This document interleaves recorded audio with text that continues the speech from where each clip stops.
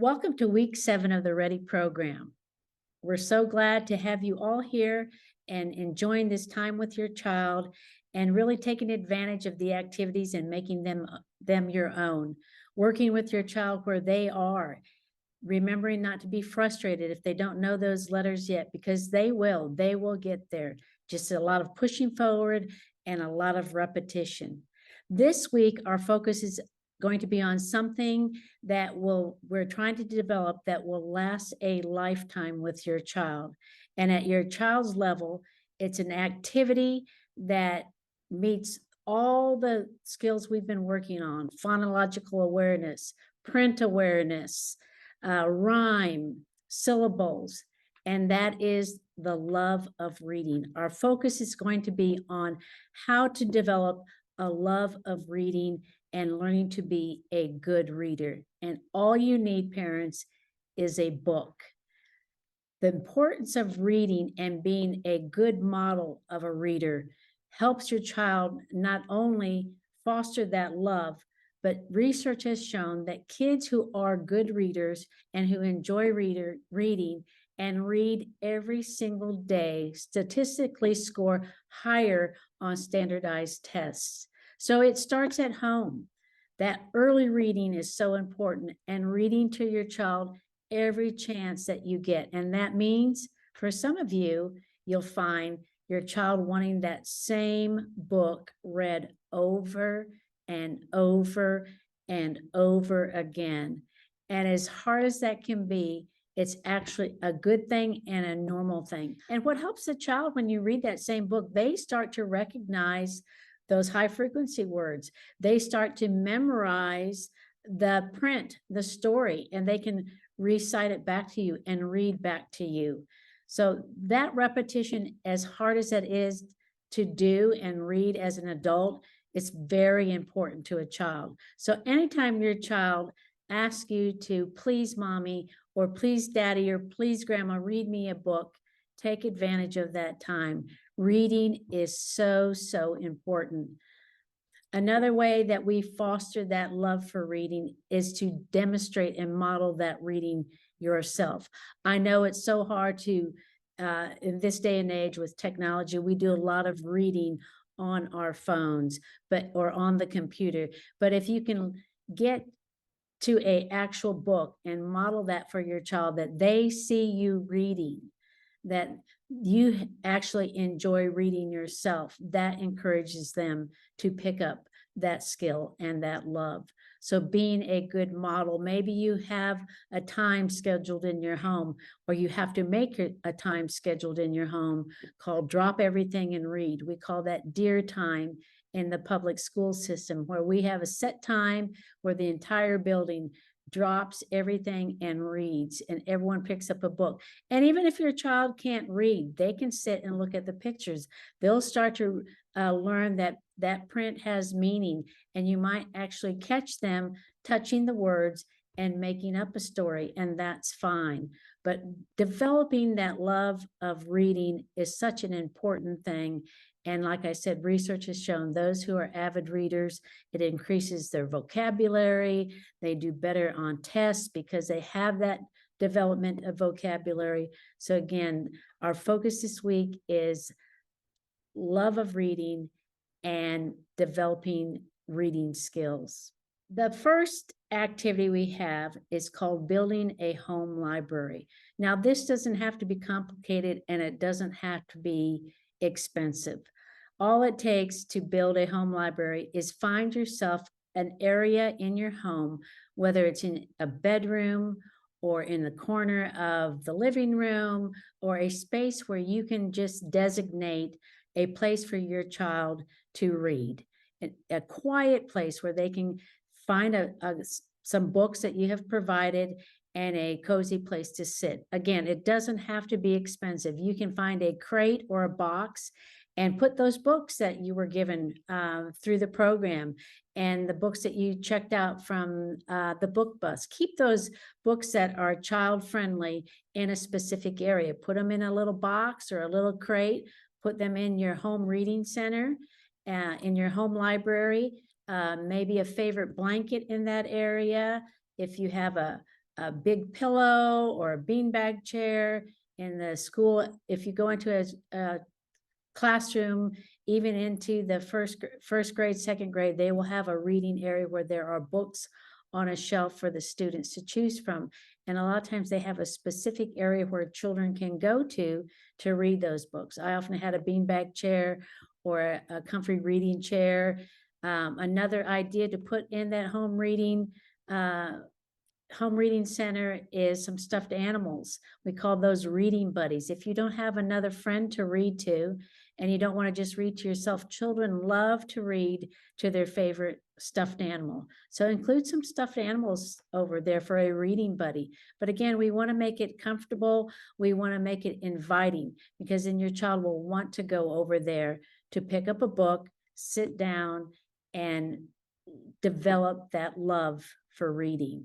So your home library is the first activity for this week. Again, it doesn't have to be expensive, and it doesn't have to be elaborate with lots of shelving, just a simple box with some books and a blanket and a stuffed animal and a quiet little place to get away to enjoy a book.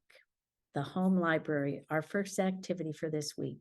The second activity this week is a library field trip. Yes, we are encouraging you, if you have not done so already, to visit your local public library.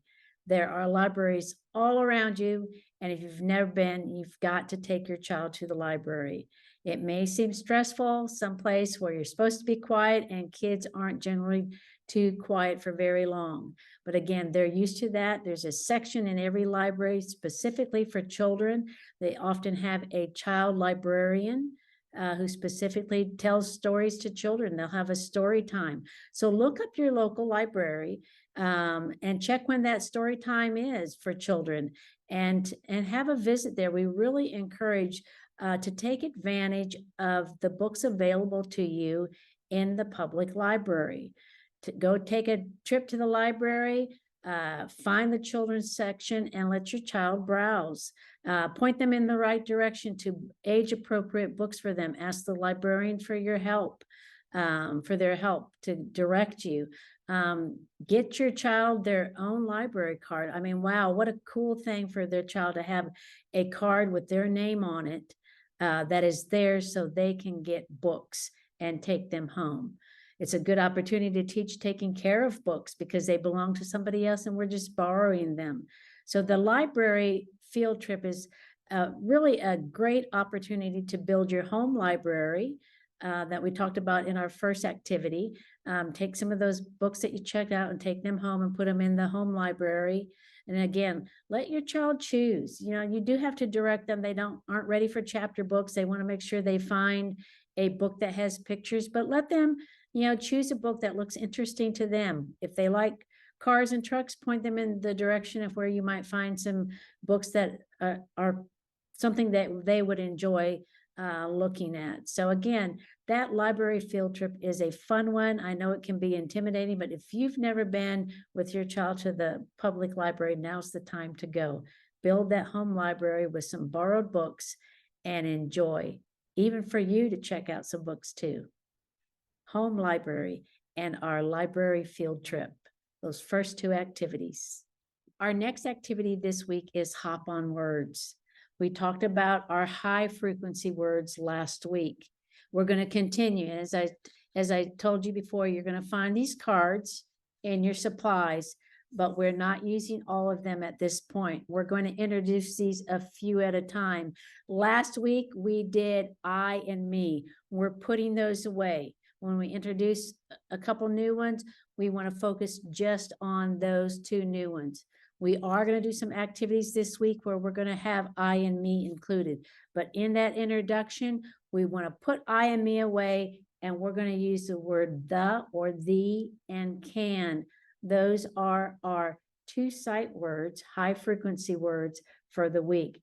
And just like our I, me activity, you're going to write the and can on index cards or on Post-it notes, and you're going to write them several different times. So you have multiple these and multiple cans for your child to hop to. And just like the I and me activity, you're going to spread those out, and you're going to have your child hop to a word. And then you're going to ask them, what word is that? That word is the or the. And you're going to talk about the letters in that word and the sounds you hear in that word. This one is a tricky one because those of the children that know the T makes a t sound, that TH together always makes that sound. So it's an opportunity to introduce something new as far as letter sounds.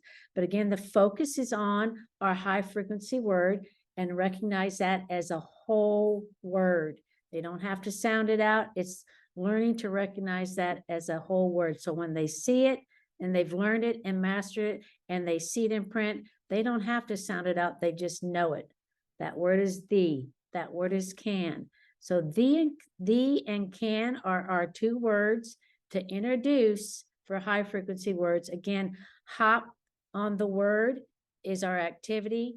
You're going to write those on cards or paper, and they will hop to them. You can specifically say, hop to the word can. Can you find another word can? Can you hop to it? How many words that spell can are on our paper? Have them count the sight words that high frequency words that they see. How many of them say can? How many of them say the? So hop on words is our activity. Again, we're putting away I and me, and this week we're going to focus on the and can. The next activity we're going to do this week with high frequency words is sight word swap. High frequency words SWAT. They are going to be swatting the words that have been exposed to I, me, you, and can. So you're using 4 of the high frequency word cards, and you can use the cards, or you can make multiple index cards with those words, or again, you can use the Post-it notes. Any kind of paper that you want to write those words on, multiple of each word, several I's, several me's, several these, and several cans, and you're going to either lay them out flat on the table or on the floor, or you can tape them up on the wall. But the object of sight word SWAT is your child is going to use the fly swatter that you got in your supplies, and you're going to call out a word and they're going to swat it. So you would say SWAT the, and they find the word the and they swat it. So you want to spread them out to give them room to look for that word specifically and swat it. Swat the word can, and they find it and swat it. Then you might say swat any word, and they swat it, and then they have to read it to you. Anytime you're asking them to swat a specific word, swat the word can, and they hit it, what word is that? Have them repeat it back to you. Reinforcing and repetition is going to help your child learn that word, to recognize it as a whole word, not having to sound it out, but as a word itself.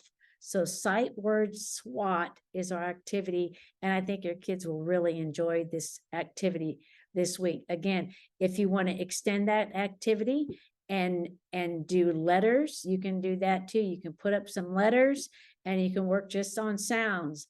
Swap the letter that makes a F sound. Swap the letter that makes a OO sound, and go ahead and do letter sound SWAT, or just uppercase SWAT. Swap the uppercase P, swap the uppercase L. You can be very specific on what you want, and let them swat and they tell you what it is, or swap just the letters in your name.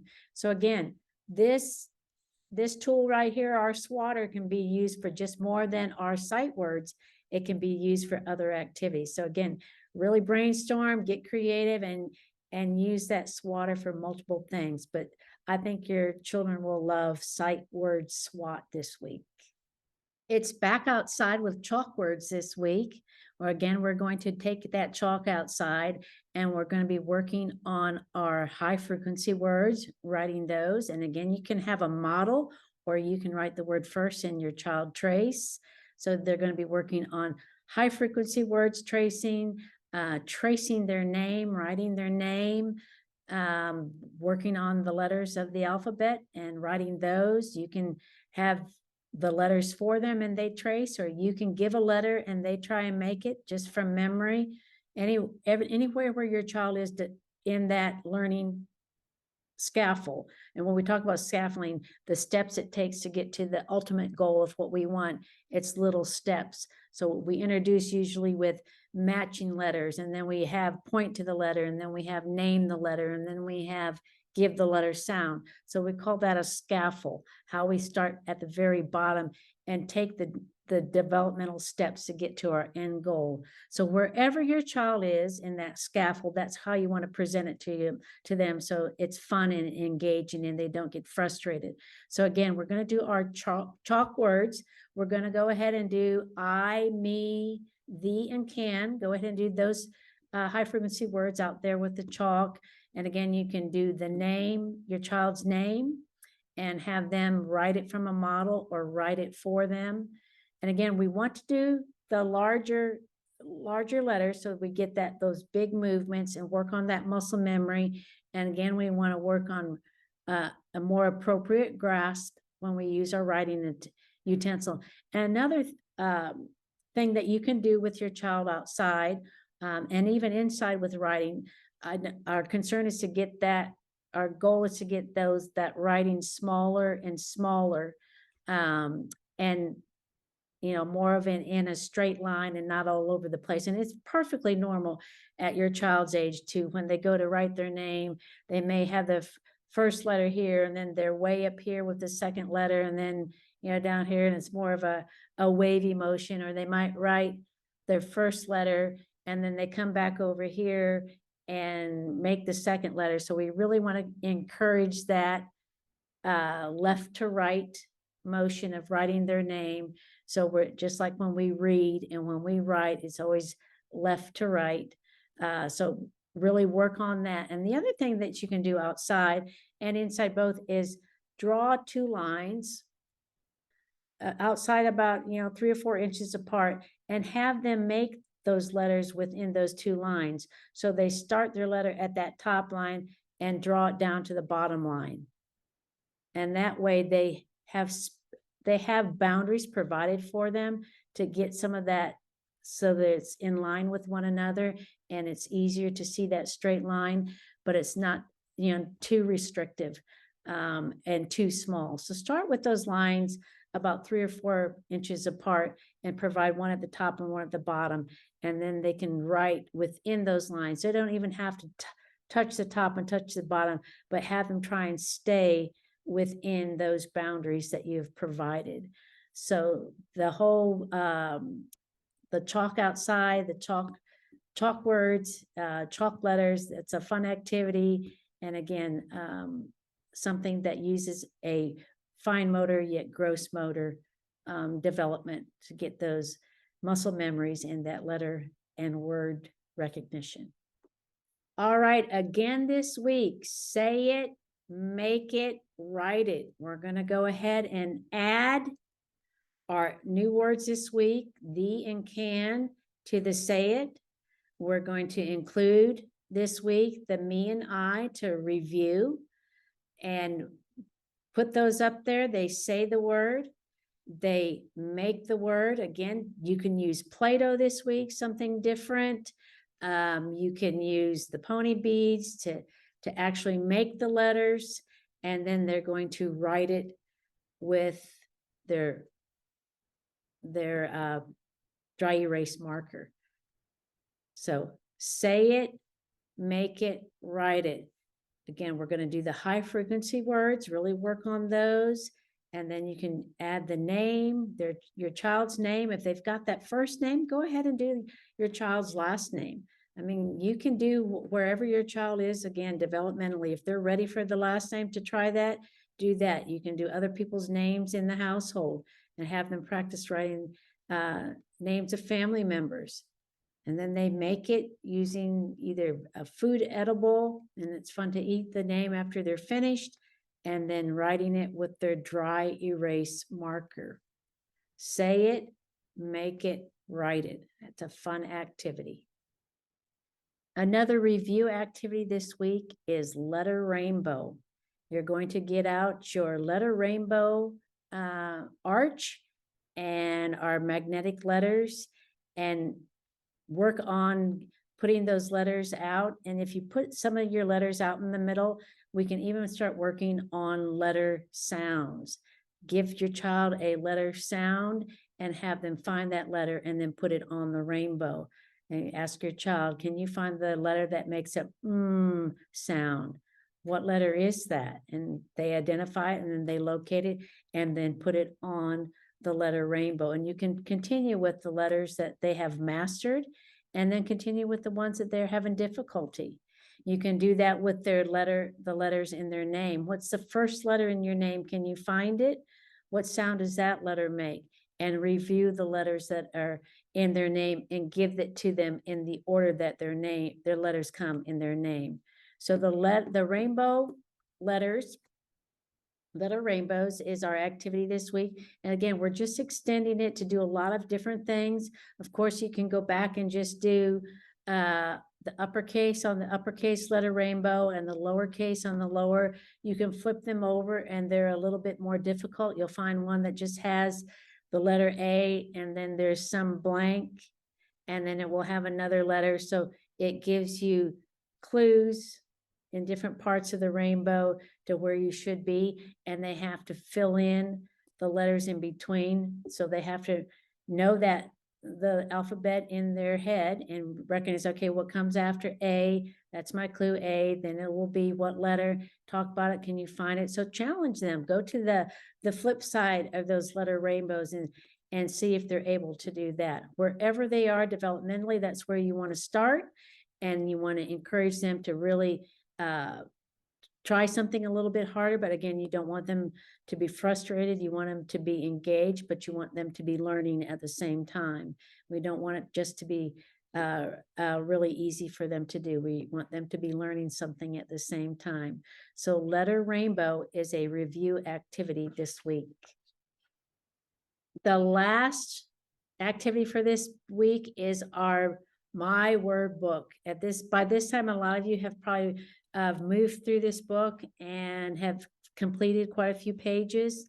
Again, go back and if you haven't, keep pushing forward. This is a nice book to have when it's complete, to review the alphabet and to review the letters and talk about sounds and words and letter formations and brainstorm other words that start with that same letter sound. So this week, if your child has finished up this book and they've loved this activity and they've worked really, really hard, go back to some of those pages and talk about that page and say, okay, we have alligator and we have apple, and I see these two names. Can you think of any other words that begins with letter A? Can you think of words that begin with letter A that say their name A? So acorn. So you can brainstorm other letters other words that begin with the letter that's on this page. So add to, if you're done, keep pushing forward if you're not. And again, this is a great book to have when it's complete, and a kind of a nice keepsake for in the future of a book that they did with you, and it will be something special. And when they get older and look back at that work they did when they were 3 and 4 and early 5s, it will be kind of a neat thing to talk about that memory. So push forward with My Word book, do some extensions with it, talk about it and add other things to it, look for more pictures. But My Word book is another repeat activity, review activity this week. Lastly, this week, I just want to talk about the importance of developing that love for reading. And one way that we can do that is to make connections with reading. When our child can make connections with what we read and books into the real world, reading has meaning. And they begin to understand the importance of learning how to read, because there's so many things out in our world that we have to be able to read in order to use and function. I mean, as simple as using the restroom out to eat and making sure, they have the pictures of the boy restroom and the girl, but learning to be able to read men's and women's. Point that out to your child. Those are reading connections. Oh, I see. It's important I learn how to read, so I go into the right restroom. When you're out to eat at a restaurant or even a fast food and looking at the menu, you can talk about, what do you want to eat? And there's picture clues on the menu, but this is the word that connects to that picture. This is the word hamburger. This is the word French fries. Talk about the letters that it begins with. So your child begins to make connections out in the real world. Even when you're driving, you can talk about street signs. They'll begin to recognize the McDonald's sign, the environmental print, and they start to recognize, oh, there's letters with that sign that's I'm familiar with that's McDonald's. Oh, I see the letter M. Expose them to that environmental world out there that's full of reading and print. At home, even making a recipe, and if you pull it up on your phone or Pinterest and show your child, I'm making this for dinner and I have to read in order to make it, and it tells me this, and share that with them. When mommy's reading and it says I need 4 tomatoes or whatever the recipe, show them that connection, that reading helps me to be able to cook. If I don't know how to read, I can't do the recipe. I can't read the recipe. So all those connections with reading, that it's more than just reading is a book. Reading is all around us. Great opportunity when you go to the grocery store. Instead of giving your child the phone and watching a video to keep them quiet, let them, pick up some of those items in the cart, the box of cereal, and let them hold it. And, as you're pushing through the grocery store, what letters do you see on that box? What sound does that letter make? This box says Cheerios, and talk about the print that's on that box and the other items that you get. If you have a grocery list, say mommy makes a list that I have to read. I have to write it and then I read it so I know what I need to get. So reading and writing is all around us, but a lot of times as adults, we take it for granted because it's just a part of our life. But for a child who's just learning the value of print and how important print is, they have to make those connections.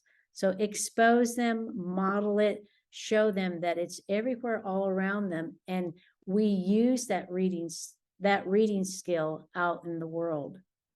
I thank you for week 7. I can't believe we're that far into this program.